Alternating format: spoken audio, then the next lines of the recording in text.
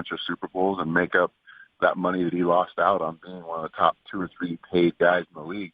He'll make that back in endorsements tenfold. So, I think, if he were to take a little bit of a price cut, it would enable them to keep, Cooper and continue to pay the guys around him and continue to pay their offensive line, because that is what really kind of stirs the pot for them, is that offensive line. If you can continuously draft guys like they have that end up being great players and then pay them and keep them around to protect you, he'll win a bunch of football games. What's going on, everybody? Welcome back to First Take, coming to you live from the Seaport District at Pier 17, brought to you by Chase. Ryan Clark, good to have you with us. Good to be here. That was Carson Palmer just now. He says if he was Dak, he would take less money to help build the team, win Super Bowls, and make up that lost money in endorsements. And just for a distinction, we were just discussing this over the break. We're not sure when Carson says 10 to 15 if he's referring to 10 to 15 million or money of the 10th to 15th ranked quarterback. Max, do you agree with Carson? Not if he means 10 to 15 million. Okay. But I do agree with the sentiment that if you trust that the team you play for is owned by someone or people who have the reputation of taking care of their own, if you play ball with them, then I would consider giving a pretty good discount to the Dallas Cowboys if I was Dak Prescott, along the lines of what Tom Brady's done in New England. There's a way in the NFL to kick the ball, to kick the can down the road, right? So you keep restructuring, you get your money up front, but oh wait, that average annual is not so high, but it doesn't matter because you're going to restructure again, and eventually toward the end of your career, if you stay with that team, it's like, the team for a year or two has to eat a number they don't want to keep you paid. Something like that. And then so the question then becomes, how much?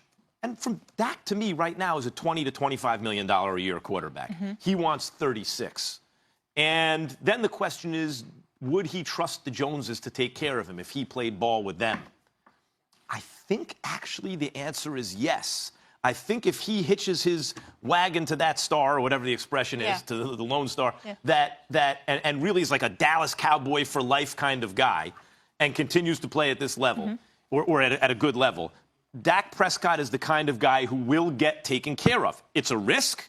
You have to do a little bit of that on faith. You mean even like barring injury, that kind of thing? Well, no, I mean, he needs a big contract now, of course. But if that contract is 85%, let's say, of what it would have otherwise been, I get it. To be the Dallas Cowboys quarterback long-term, to have a great team around you because there's money to go around, for the endorsements you get as a Dallas Cowboy, I understand that point of view. I don't. I ain't trying to hear that from Carson Palmer. Carson Palmer made over $172 million in his career. Carson Palmer signed for a $42 million deal with the Cincinnati Bengals years ago. I think that was like 2003. We got to remember, everything's relative back then. That was dollars. Big money. Equivalent to, to today's numbers for the top-notch players. As late as 2013, he had a deal. He was making about $13 million a year. Remember, it was only recent that these exorbitant amount of dollars coming in the quarterback's direction, that was the case. Back when Carson Palmer was getting paid, he was one of the highest paid quarterbacks in the National Football League. I didn't hear him talking about giving away any damn money. Maybe he regrets it, though. Well, you know what? I don't want to hear about no regrets now. Won more Super Bowls. Listen, you know what? All right, I got regrets after I got paid. Please, sit down. I ain't trying to hear that from him. All I'm saying is this. When you look at what the Dallas Cowboys have done, La'el Collins has been taken care of, Ezekiel Elliott has been taken care of. When you look, Jalen Smith has been taken care of. And so when I think about that, understand something.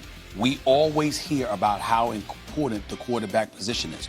And when you think about the quarterback of a franchise, you're not just looking for them to throw the football. You're looking for them to know the offense, know everybody else's job. You're also looking for them to be quintessential leaders, because as you go, they go.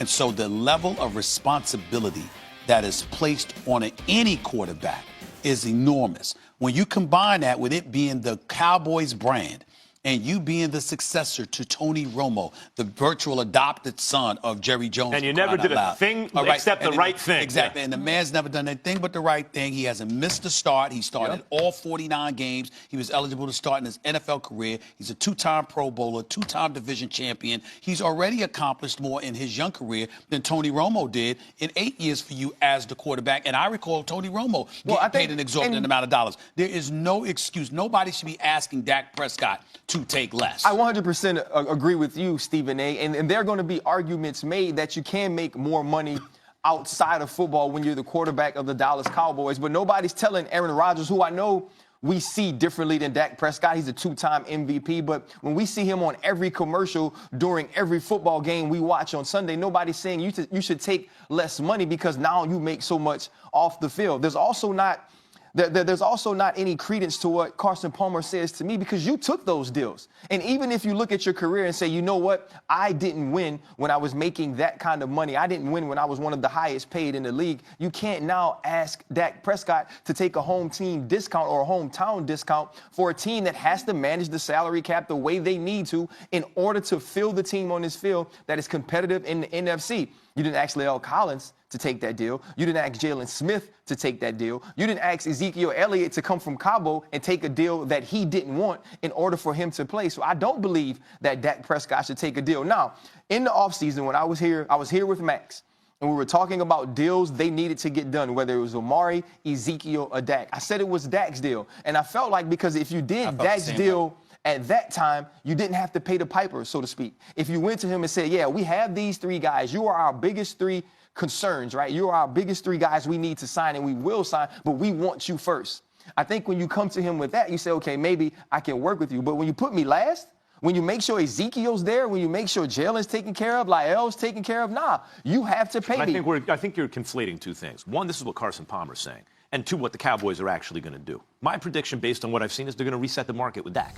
Because they swore they weren't going to do it with Zeke. And he's 2 years out, right, and he's just a running back, and they reset the market 2 years out after saying they wouldn't. I expect them to reset the market with Dak. I think this is something else. Carson Palmer saying, if he's smart, this is the way I take it. This is the way I think.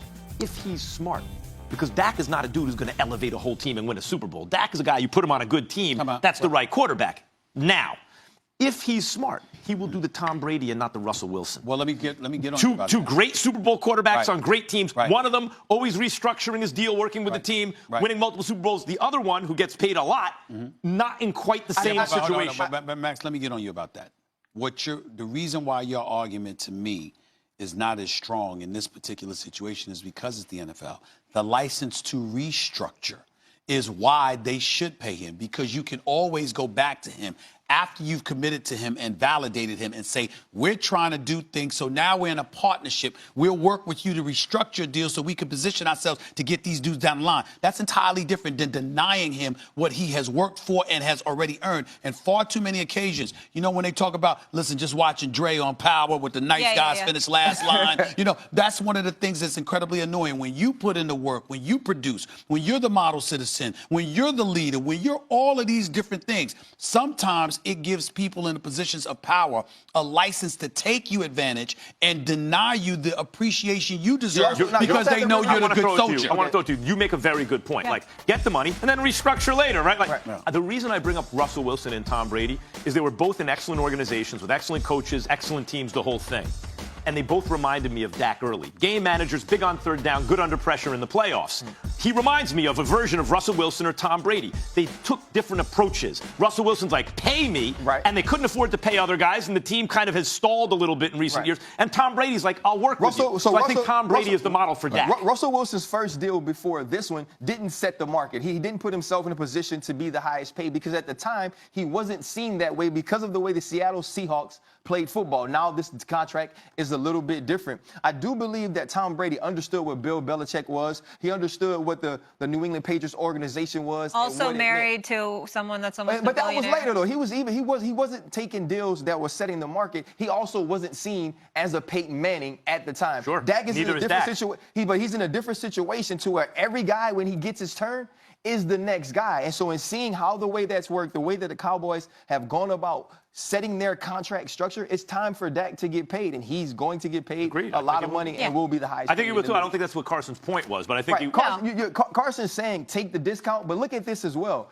There was a lot of success for Tom Brady's team when he was on a small deal. A lot of success for Russell Wilson's team. This team hasn't been as successful. So what's to say they'll do the right thing? They're winning double digits. Here's what we know. He hasn't missed a game. He's been a model citizen. He deserves to be a franchise quarterback. Now it's just a matter of, yes, he deserves his money, but could he take a little bit off if they're trying to pay some other people? Remember, Molly, it's football. So every week that you deny him what he has earned, he's going out there and jeopardizing himself. Remember, Zeke didn't want to come. Zeke didn't want to come because Zeke is like, listen, I got to get on the field. You beat my body down. I got to get paid now. Well, this dude is going to drop back in the pocket, throwing passes in regular season football games against everybody's A1. Yeah. And let's not forget, Zeke got taken care of with all that drama and nonsense. This guy really has been squeaky wheel gets the grease. Zeke model wasn't going to be a citizen. free agent. Held out and got his money. Dak didn't hold out, and he's not, right. How about them Cowboys? Big D comes up huge in week 1, but are they already a top 5 team in the NFL? Stevens A-list. Oh, boy, buckle up. That's next. Ryan.